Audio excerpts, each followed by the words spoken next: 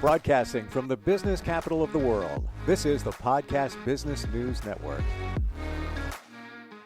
A lot of times we're thinking about the past, and a lot of times there's a lot of negativity there, and with that comes possibly depression. And then you look to the future, which hasn't even gotten here. A lot of people invariably have anxiety because they're anticipating something that hasn't gotten here yet. You know, it's always great to live here in the present. We're going to focus on the past and how it can impact your life in a good way. And I'm present with him, and he's fantastic. He helps people, coaches them, entrepreneurs, business people, regular people, move their lives forward. And he's back with us from coachingforrelevance.com. It is Mr. Randy Swaim on the program. Randy, welcome back. How are you? Hey, thanks, man. Great to be here with you as always. Thanks, Steve. And this whole thing starts with a very impactful quote that you recently heard or reheard, and it kind of says a lot, right?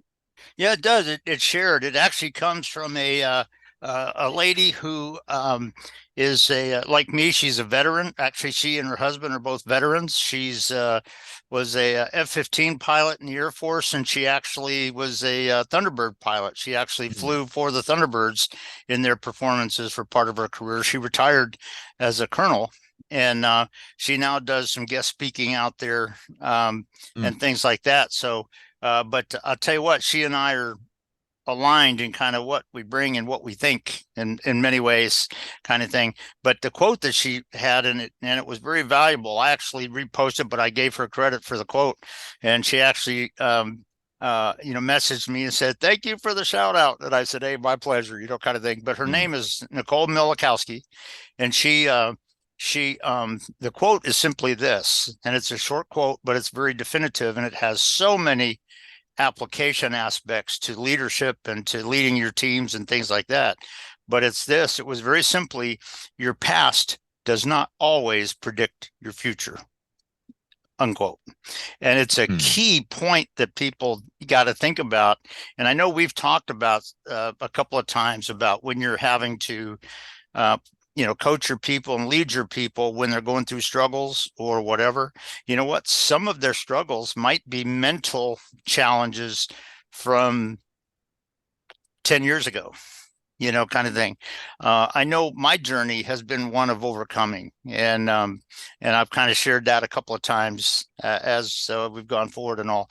But it's like, how do you lead your team? Because if all you do is become the dictatorial person where you point your fingers at them and you say, "This is your job now, you just better do this," and all that, you're not getting the job done. But you know what? When people start to really believe that the struggles they've had in the past does not have to define their future, sometimes miraculous things can happen. And that has a whole spectrum of applications in the leadership role when you're leading your team at work. There are some, and I love the quote, and there's so much depth in it, but aren't there some times where your past can program your future? And where I'm going with this is, it's been proven. Many therapists, psychiatrists say that things that you went through during your childhood up to age 7, typically, and it could have been a comment you heard that you internalized, or it could have been, maybe one of your parents saying, you can do better than that. Come on, little Johnny. I know you can do better than that. And you may have carried that with you right through your adult life. And then you feel that you're never good enough, or situations like that. So, and it doesn't mean that it's going to fuel your future, because you can rise past that with different, working on yourself and all of that. But how do you address that in relation to the quote? Well, let me ask you this. As an executive coach, if I was dealing with somebody who was a client that was coming out, can you get a thought of what questions I might ask him right then? I'm trying to think of what those questions might be. And again, you don't have to come up with it, but I just throw it out as something for the listeners too, to give some thought to. If you were dealing with somebody, what kind of questions would you ask them? And here's the thing: if you're leading your team back at work and somebody is struggling with something like that in your team, instead of just pointing fingers and threatening them and saying, "This is your job now, you better do that," instead of doing that, what kind of questions are you going to ask to encourage them to think about it and start to believe that they can overcome. And some of the questions, again, it sort of depends on the person that I'm working with, because you always sort of tailor the questions as where they are and kind of who they are and all that. But one of the questions I would ask them is, so how is that holding you back now? And when they start talking a little bit about it, I say, okay, to what extent is all that true? That's And a really good point. That's a really good point. Yeah. And then I might say, well, given that, if you don't want that to be holding you back going forward, what's the one or two things in your experience, in your perception, where you are? What are the one or two things that you need to look at to overcome and leave that behind and go beyond? And guess what? When you're leading a team member, it's one thing to point your fingers at, threaten them, and, this is your job now, you better do that. That's what narcissistic dictatorial managers out there do sometimes, not all times, but sometimes. And but if you do that, guess what? You're aggravating the problem, because you're taking what they were struggling with and bringing it to here and reinstituting it, as opposed to saying, what's it going to take for you to get through that? Let's talk about that for a second, because you know what? I think you can. What? Yeah, I think you can. And get them to truly believe in your belief in them, that they can overcome that, and that doesn't have to hold them back. And let's face it, all of us in our journey at some point had something that we had to do to overcome something in our past. We've all had to do that. That's part of development. But sometimes it's a lot bigger than other times. With some people, they may have had to deal with really struggling things. What if you don't know? What if you don't know what those things are? Maybe you just find yourself repeating the same behavior at work, or let's say you're a manager and you treat people a certain way. And it is something from your past, but you haven't identified it. Yeah. Where do you go with that? And one of the things that you got to do is starting to get them thinking about, in this situation right here, okay, this is where you and your boss want to go. What's holding you back from that? What is it that's making that challenging? What's the one or two things that you think are going to keep you from succeeding in that? And a lot, sometimes if you have somebody that strictly goes into blame gaming everything and everybody else involved, okay, that's blame gaming. I didn't ask you about them. I asked you about you, kind of thing, and get them thinking about it. There are clients that I've asked questions that they didn't know how to answer it right then. And so, what I did is I said, I'll tell you what, this week, think about that. When we meet next week, bring an answer to it. And you know what? Because some people, depending on what it is they're struggling with, or as you just said, correctly so, there are times when they're being held back, but they don't even know what it really is that is, kind of thing. They don't really have that clarity. And so there are some people that they got to think through that for a little bit. And you know what? All of a sudden they may go, "What? Yeah," kind of thing. And I can think of one client that I had, and this client was, probably about 10 years ago, but I asked him a question and he said, boy, I don't know. And I said, think about it this week. And when we meet next week, tell me what you came up with. And it was so amazing, because he called me 2 days later on the phone, and he was blown away in a positive way. And he said, I got the answer. I said, what? And he told me what the answer was. I said, good. I said, awesome, buddy. You're amazing. Let's chat about that next week, and we'll do that. That'll be cool. Because he was able to think about it and process that for about 2 days and come up with what that was looking like. And he got a picture of it. And then we could, coach and talk about, okay, so what is it? How are you going to be aware when that's kind of holding you back sometimes?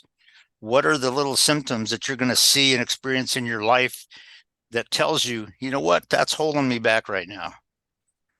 And then what are you going to do?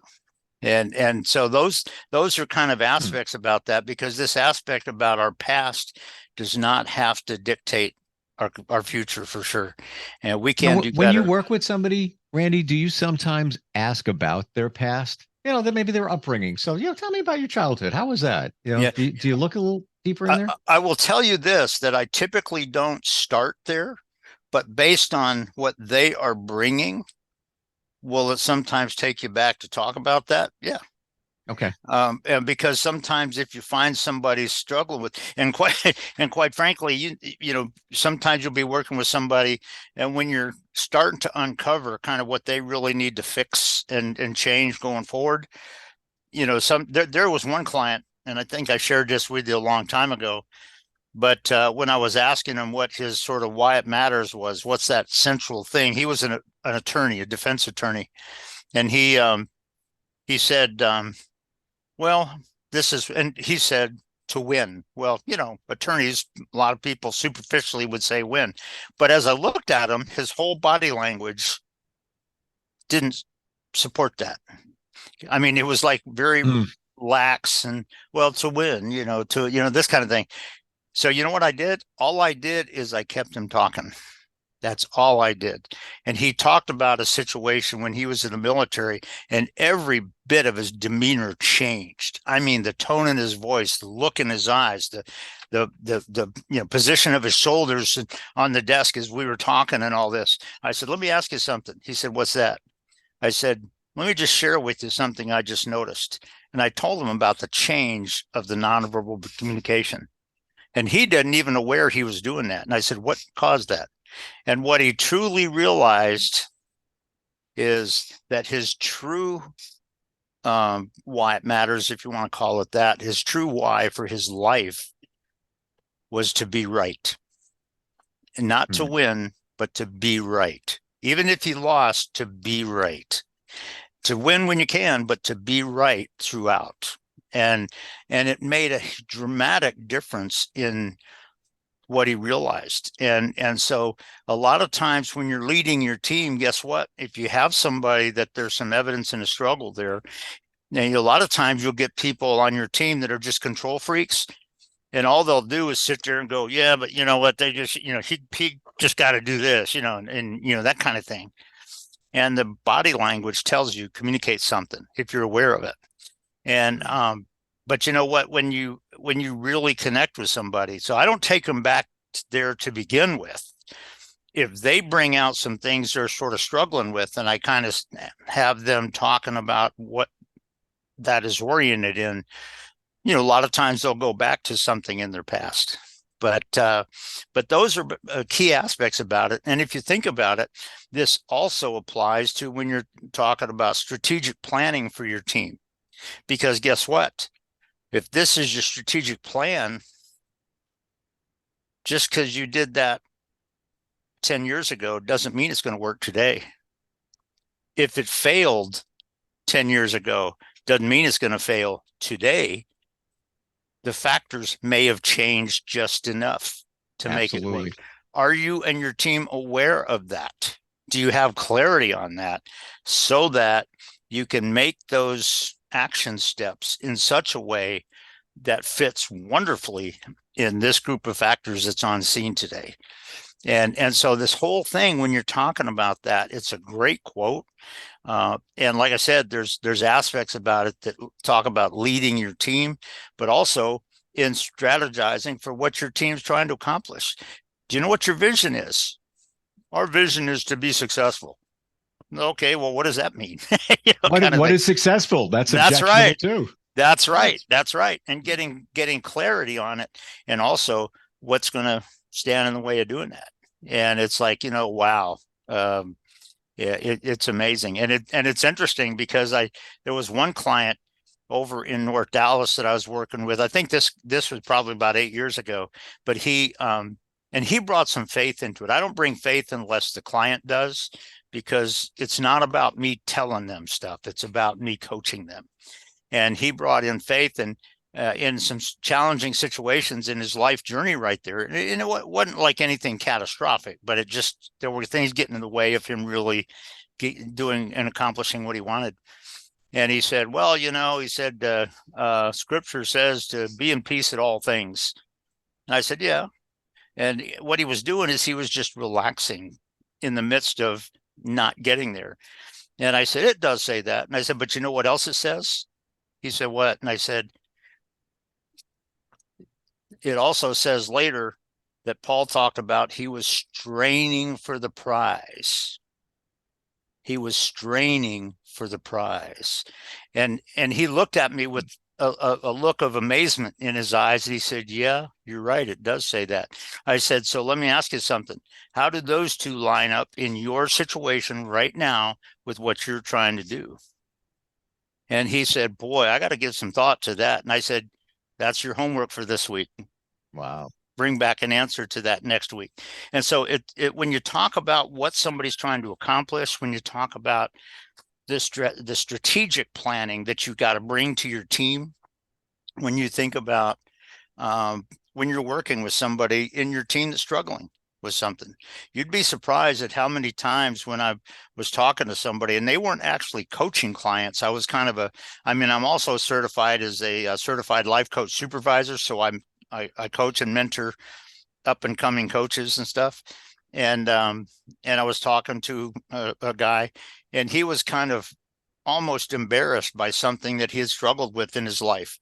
And I looked at him and I said, I know what you mean. He said, really? I said, yeah, because I struggled with that years ago myself. And he went, what, really? I went, yeah, but I overcame it.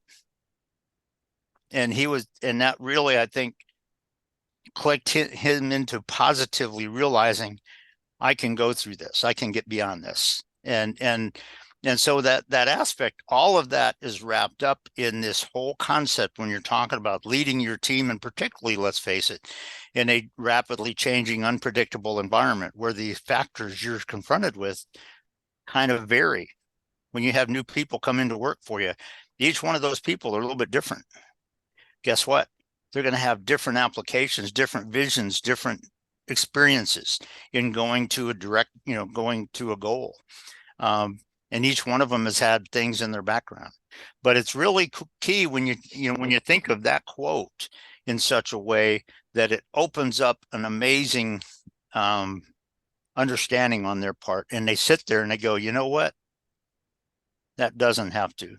And there was one time in my life, and this was quite a while back, but there was one time in my life where, with a situation that happened in my life, I just said, there was something in me that was saying, I just go back to that other stuff, because you know what, this ain't going to work and all this kind of stuff. And on the spot, I said, I ain't doing that. I verbalized that. I was the only one there. Nobody else was there to hear it. But I said, I'm not doing that. And I'm amazed at how my life has changed as I went beyond that.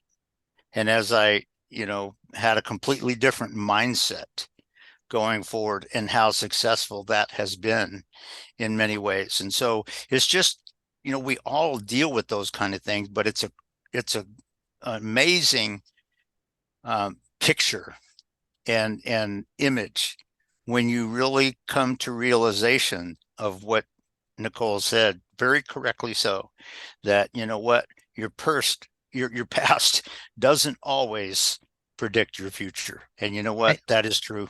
You bring back images too, for me, of I worked with somebody for a period of time 14 years ago. Mm-hmm. Launched a worldwide website. This person was a celebrity. Yeah. And it was a whole different concept. Yeah. And the concept included people like you, contributors, doing what we're basically doing now. Mm-hmm. But there was no Zoom back then. Mm-hmm. It was just Skype. The whole concept was fantastic, but I believe it was ahead of its time. Mm-hmm. And it had some success, but it wasn't where it needed to be. It was a subscription model as well, where you needed to subscribe to this website and get a lot of inside information. All of that was good. But it was ahead of its time. And I believe that if it happened again, or even like 5 years ago, it would be totally different, because I don't think the world was ready for it. Yeah. And all of that is key. And it's a good picture of this. And I know we're getting close to the time on the show and everything, but I will say, I want to add one other quick thing here with that quote of, your past does not always predict your future. But here's the thing that I throw out to people just to think as you go forward, and we can chat about it for a minute if you want to. But it's this: what if your past, the things that you considered were struggles and things that you had to kind of get through that could, in a negative way in your mind, define your future? What if that past was what prepared you actually for an amazing future? Mm-hmm. You know, and Yeah. it's like, even without predicting it, and you look forward and you go, my future. I mean, I've told several people this when I looked at, even when I started my coaching for relevance company about, holy cow, about 14 years ago now. I look at it and I go, never in a, doing what we're doing here right today, plus what I'm doing working with the neuroplasticians and ION over in Europe, and with the documentaries coming out, my autobiography is coming out. I'm looking at that and I'm going, when I started my company, I had this vision that I was going to be doing nothing but sitting there just coaching one or two people every week, kind of thing. Mm-hmm. And when I look at this and I go, I would have never envisioned this. I would have never even, I mean, just the fact that I've been on PBNN as long as I have, it amazes me that this has happened in a positive way. Yeah. And so I offer to people, rather than your past predicting your future, what if your past is what prepared you and developed you and made you overcome a few little things? It made you kind of adapt sort of how you were becoming, so that your future is more amazing than you would have ever imagined. So there's just a lot of stories like that. Amen. Yeah. It's just that we could end it right there. That really is it. That is it. And when you get out of the mode of the victim, Mm-hmm. can't Mm-hmm. believe it happened to me. Really? Well, Yeah. if you Yeah. think of it, if you reframe it, because I've done it, and I've done the victim, and I've done all of that. When And I I look have too. back to it, if that didn't happen, then this wouldn't have happened. If that back then in the past didn't happen, then this over here, when it moved into the future, that probably wouldn't have happened. And all of that, And even if it's I wouldn't have been different enough to be able to be good in this future. right, And so what you're saying is right. It's not that the past is creating that, but what it is, it's preparing you preparing you. initially so that when amazing things happen down the road, you're truly ready for them, and Connect. You you need can to perform connect them. the dots. Yeah. And here's another. Here you go. The example I gave before of this Uh-huh. website, Yeah. it was fantastic.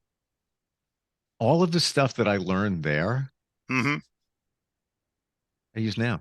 Yeah. And I Yep. never thought there would be a connection between the two until what I'm doing now with you and others in this realm.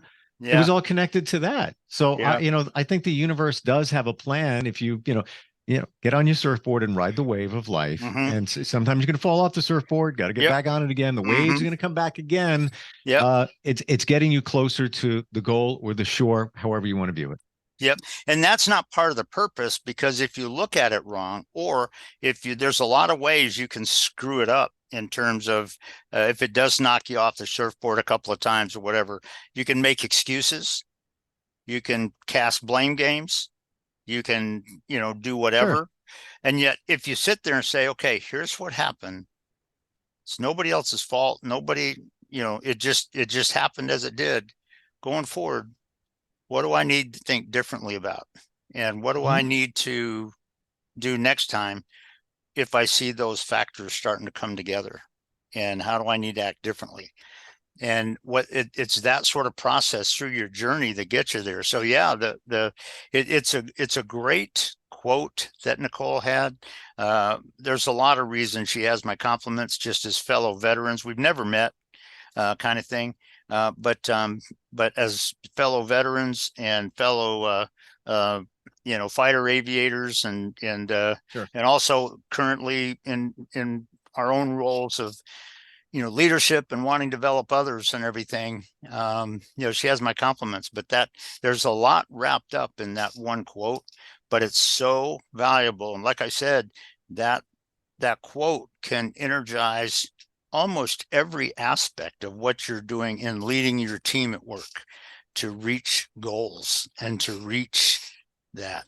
and to be able to ask the right questions when you have a sense that your people are really trying to overcome that which would have held them back. And I also that's believe huge. that your key word there in this quote is always, because your past can predict your future. Let's say there was something negative in your future. Of course, you don't want to repeat that. Yeah. But if you allow it, your past will predict your future. hmm You need to be mindful of it, Yeah. or work with somebody that can show you, put a different camera angle on it. Yeah. Because it can, if you allow those things to happen, but it doesn't always mean it's going to if you Yeah. take the right steps. And that is key, because I was going to ask you sort of answered the question right there, but I was going to ask you this. You're right. It doesn't always, but it can. But under what standard will it be able to predict your future? And the real question is, and you kind of implied this with what you said, correctly so, the real thing that will let it do that is if you allow it to. Yeah. Yeah. And And that goes for good things in your past, it or does. the bad things. It does. It totally does. You have the choice. Yeah. And so how active are we in really moving forward in our journey, in our legacy, and what Sure. we want to accomplish in our vision for our life? What point? And I tell you, this whole aspect has been a big part, really, if you look back on it, in my entire journey of life. And I mean, both professionally and personally. And it's just been huge. I mean, my life has been so successful, way more successful than I would have ever even imagined. But you know what? When I look at where I came from and where I had to overcome, it made amazing differences. And what I was developed as a person, as a leader, as a professional in that, and how that was being lived through me is huge. And but the fact is, I never looked back on it and said, that's who I'm going to be. No, never. And so it is huge, but it's a great idea. Again, just a great quote from Nicole Malachowski. And like I said, retired veteran, just like me. She retired as a colonel in the Air Force, a Thunderbird pilot with the Air Force. But a great quote that your past doesn't always have to predict your future. I will say this. I will say this. My past is usually I run overtime, and my future is they cut us off. You know what? And there's some positive to that. Well, yeah, we did take it all the way to the end because this is good stuff today. Yeah. Your website is coachingforrelevance.com. You're available to even just get on a quick discovery call to see if it's a right fit. If somebody's looking to make that change, whether they be a leader or just anybody that's maybe looking at their past and thinking it's going to be their future, might not be that way. Right. Yeah, exactly. And the people, and you know this because I've said it before, but anybody that calls me that, they can go to my website and see my cell phone number to give me a call and leave a voicemail or whatever, send me an email, whatever. But the as you know, and as anybody that's hearing me has heard before, I don't do sales pitches. When I started my first company of coaching for relevance here, when I started the company, I said, if I have to go out and do sales calls on cold calls every day, I'm not going to let this be successful. That's not what I'm about. My thing is to connect with people. Now, if somebody that I'm chatting with has this need that they want, we'll come up with a way to get them there, and we'll come up with a price and all that kind of stuff. But a lot of times it's just having a conversation with somebody, and that's what it's about. So that's my goal. So yeah, and it's also showing things that we don't see because you're seeing it. Randy, great having you on today. I'll tell you what, always, Steve, and I appreciate it. It's always a pleasure. Same. And have a great weekend. We'll catch up soon. Okay. Are you looking for even more of the podcasts and hosts that you love? The Podcast Business News Network is proud to announce that you now have even more ways to listen live. Check out the MyTuner Radio, online radio box, and Simple Radio apps on iOS and Android, or find us online. Search for Business News Network on mytuner-radio.com, or search Podcast Business News Network on streama.com and onlineradiobox.com/US. Take your podcast on the go and don't miss a minute of the action.